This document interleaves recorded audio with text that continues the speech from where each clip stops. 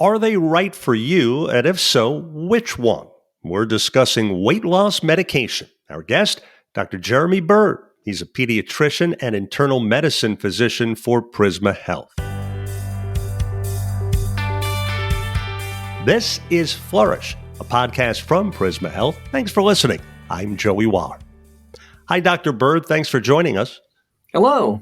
So first, we hear so much about them, but simply put, for those unaware, how exactly do weight loss drugs work in the first place? Well, I think that's a great question. It really depends upon the medication we're talking about. There are several different medicines out there. Of course, recently we've been hearing a lot about the medicines which are the GLP medicines like Ozempic or Victoza or Trulicity, which you've heard about on the news. But it just depends upon the person and which medicine is actually going to be used. But generally speaking, what would be the common thread in terms of, for those of us, unlike yourself, that didn't take the time to go to medical school, what exactly is happening in our bodies that makes them work? So weight loss medicines most of the time work by appetite suppression. So there's something in the medicine, depending upon the mechanism, that decreases your interest in food. And so you just end up eating less and needing less. So therefore, you'll have weight loss as a result. Most medicines don't work through increasing the metabolism, which would be a dangerous thing, really. And certainly those type of things have been out there in the market in the past and inappropriately used. But they work by just decreasing the appetite. Gotcha. And speaking of being inappropriately used, we'll talk more about that in a moment. But first, as you all know, people are overweight to varying degrees and for a multitude of different reasons. So who's a good candidate for weight loss medicine? That's a great question. And I think it comes back to a thing called BMI, which you may have heard your doctor talk about before. What's interesting is that BMI is actually an insurance indicator that doctors have adopted to give us some type of indicator of how much you weigh given your height. But BMIs give us some type of clue as to if the medicine be right for you. And so we consider folks overweight if they're between a BMI of 25 and 30, and obese if they're over 30. And so weight loss medicines are right for you if you're overweight and you have another risk factor, such as heart disease, or if your BMI is over 30. That is something that you can definitely talk with your doctors about. BMI, of course, stands for body mass index, correct?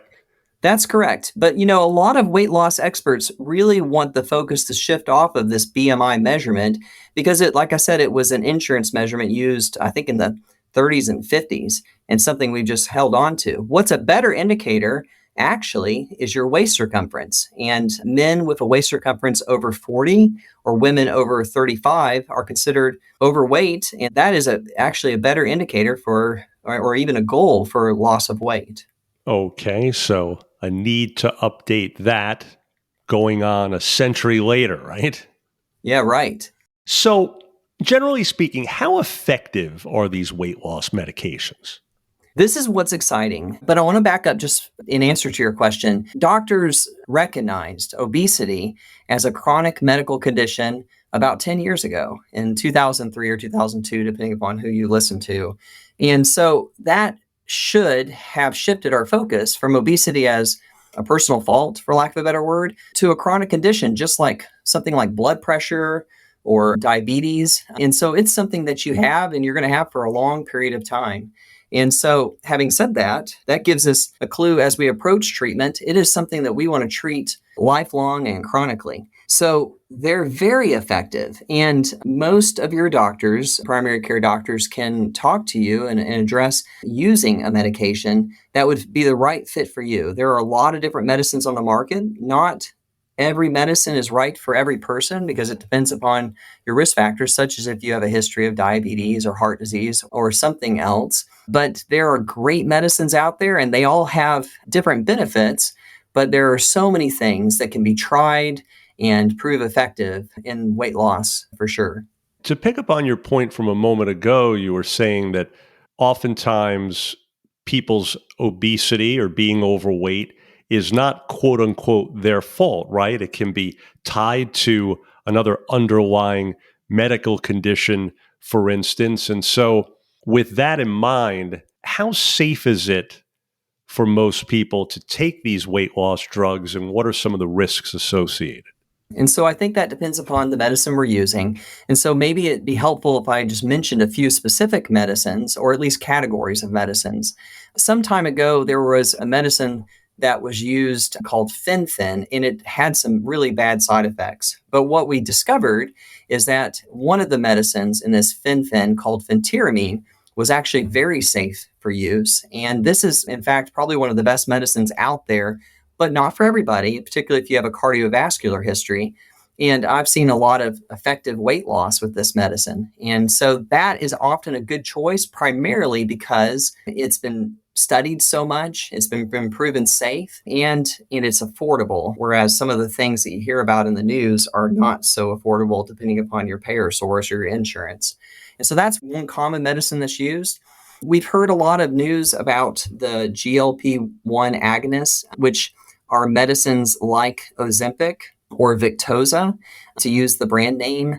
And those medicines were first used or studied with diabetic patients, and they're used for diabetes and offer diabetics great control of their blood sugars. They are injectable medicines, which is kind of a hard thing for folks to get over, understandably so. But we've seen dramatic weight loss with these medicines, up to 14% of a person's weight. And the side effects with these medicines are not very much, except for some nausea. And so they're very safe to use and really exciting, because folks that have not been able to lose weight on their own have some other options available to them. How about if you're on a weight loss medication and then want to or need to stop taking it for whatever reason? Can you at any time stop cold turkey, so to speak, or do you need to wean off, and why? So that's a good question. And I think it goes back to something we were saying before, this shift in focus, where being obese is a chronic condition. And I think we, as the medical community, need to shift our focus. This is something that doesn't go away. And so most of the time, we try to maintain a medicine, and it can be maintained for years. Something like phentermine, folks have had patients on these medicines for years and years safely. And usually the medicines, the GLP-1 medicines I was mentioning, like Ozempic or Victoza, those medicines also have to be taken lifelong.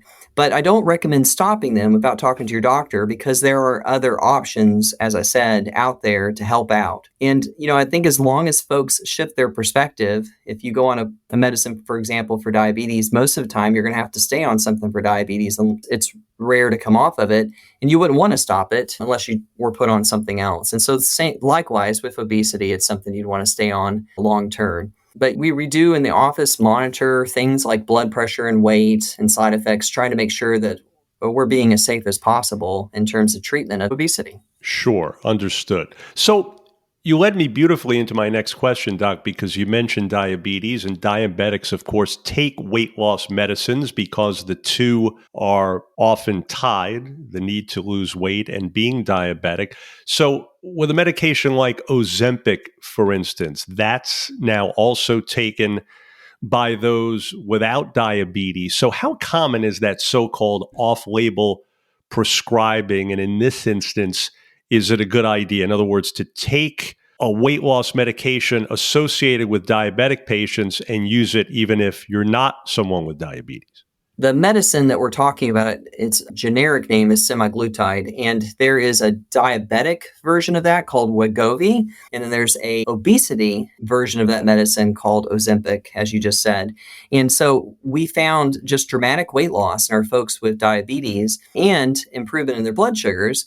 And so that data was extrapolated, and it is considered a weight loss medicine. And so it's perfectly safe to take. There is a mention of a possible associated thyroid C-cell cancer with Ozempic. And I talk with all my patients about that. That's something I've never seen before, but it's just something that was mentioned in regards to this medicine. And I think it's just something patients need to acknowledge. There's always a risk with any medicine, even though not something I've ever seen or really even heard of. It's just a mention of a side effect. And so going back to your question, the medicines are very safe to take, and we do see weight loss. And usually we start at a low dose and will increase slowly as long as the patient tolerates it. The most common side effect really is nausea and stomach upset or just decreased appetite altogether, which is kind of what we're looking for anyways. We don't see a significant drop in blood sugars, which might be something that someone would be worried about because if they hear it's taken for diabetes, they may be afraid that their blood sugar is going to drop. But that doesn't happen with this medicine. I've never seen that before, unless someone's just not eating, which obviously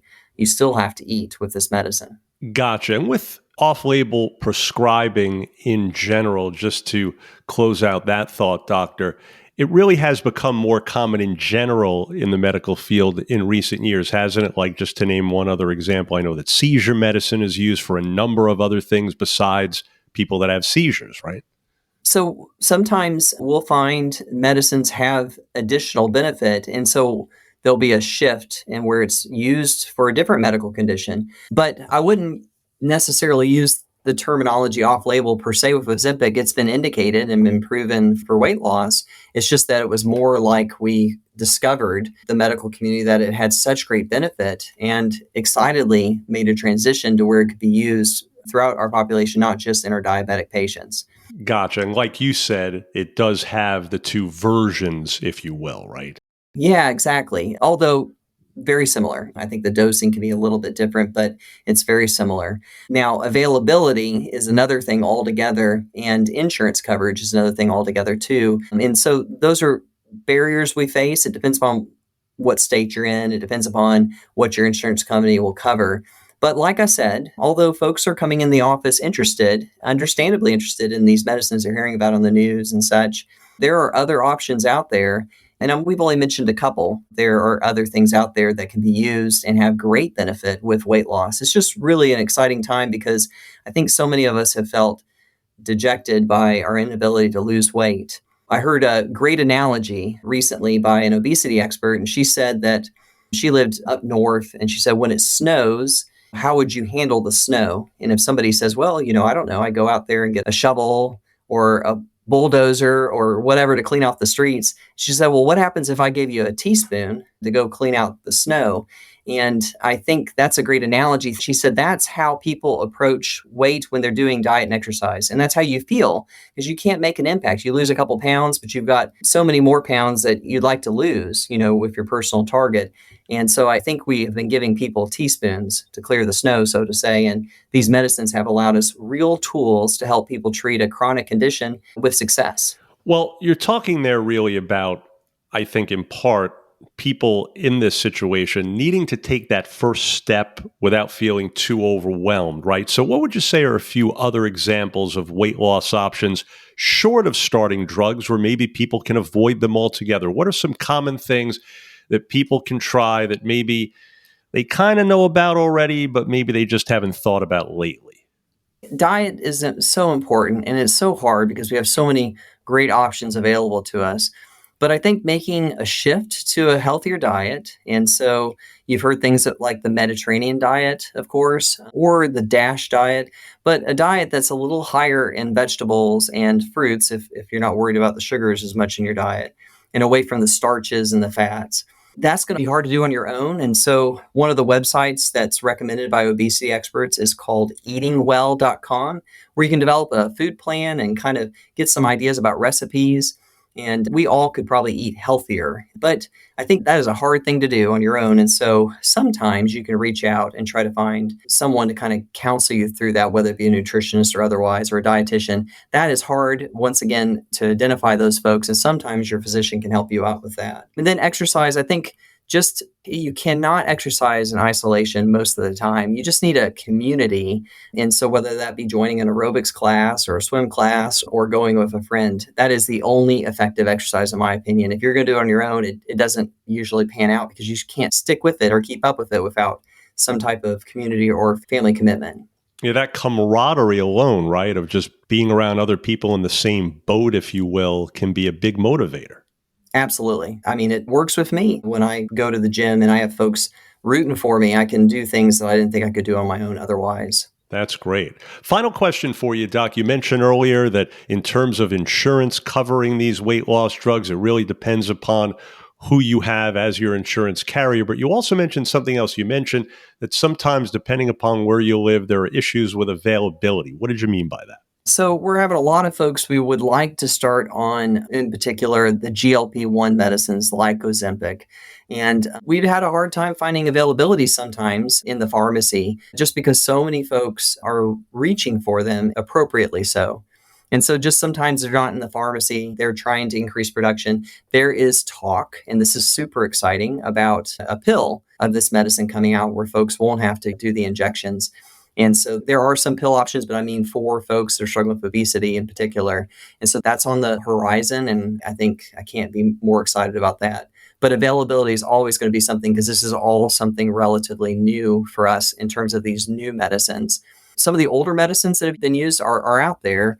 And something to talk to your doctor about. Medicines, we talked about diabetes medicines, but for example, a very common medicine for folks with diabetes called metformin, some people can lose a lot of weight on that medicine. It's not everybody. And non-diabetics can take that medicine and lose weight. And so there are generic medicines out there that are options when we can't find the brand names that we've kind of mentioned. You mentioned the word exciting a number of times during our chat, Doctor. So it sounds like that indeed is a great way to kind of end here and sum up regarding the fact that there's a lot going on that's new and different in this world of weight loss medication. We're going to have to do this again and talk about some more of them down the road. Yeah. I think sometimes providers are either just have a lot going on or busy or nervous about addressing the weight with their patients. So I just encourage patients to ask their doctors what option would be right for them and just not feel that this is, once again, a moral failure. This is something that so many of us are struggling with. And there's not an easy answer, like always, on your own. Exercise and the diet are sometimes the hardest things. And we want to give people a little bit more than teaspoons to address the issue. And so just talking with their doctor, engaging them and talking with options, most primary care providers should be able to address this. Absolutely. Well, folks, we trust you're now more familiar with whether weight loss medication is right for you. Dr. Jeremy Byrd, great information. Thanks so much again. Thank you. And for more information, please visit prismahealth.org/flourish. Again, prismahealth.org/flourish. If you found this podcast helpful, please do share it on your social media. I'm Joey Waller, and thanks again for listening to Flourish, a podcast from Prisma Health.